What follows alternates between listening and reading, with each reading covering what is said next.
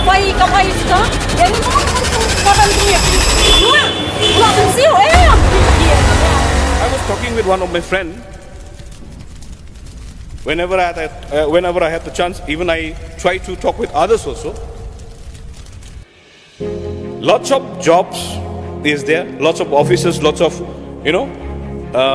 lots of people who are working in the state are there.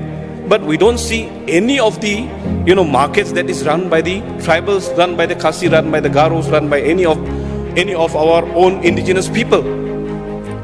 When I look at the, hardware store, it is run by the non-tribal from the outside, not from Meghalaya. When I look at the barber shop, it is run by the non-tribal, not from the Meghalaya. When I look at the any cobbler shop, it is run by the non-tribal. They are not from the Meghalaya. What kind of vocational training we are giving to our jobless student? I don't know.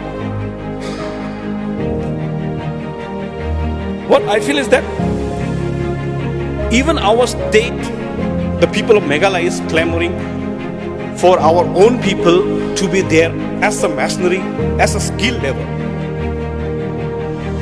Now, whenever I want to hire any laborers or any masonries, I have to look very hardly, and I hardly get one. And even they are not from the locals; they are from outside.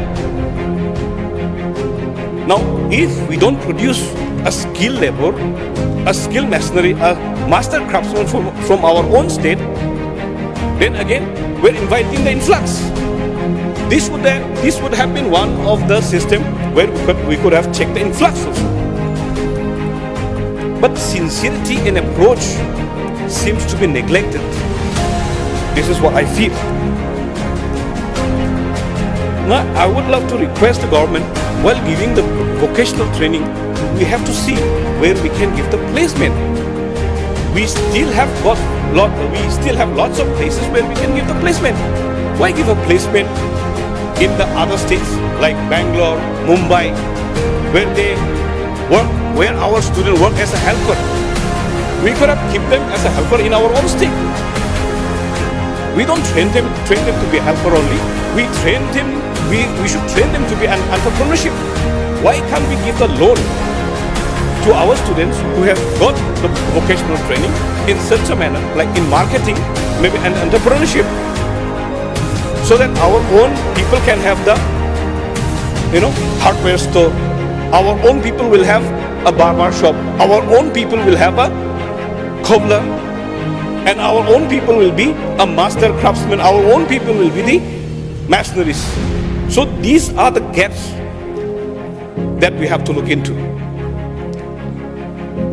And in the budget session, and the budget presents, I have not seen these things. Only the vocational training is there.